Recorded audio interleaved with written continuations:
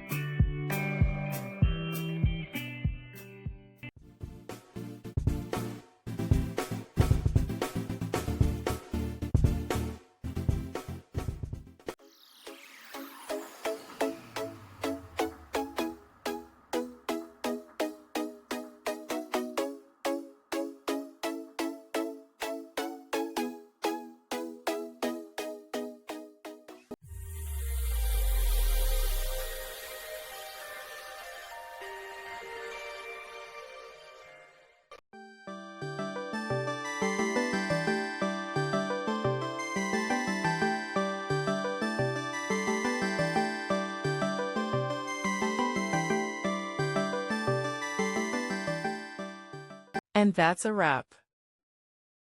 I hope you found the answer you were looking for. If you did, take a second to hit that subscribe button. It really helps out.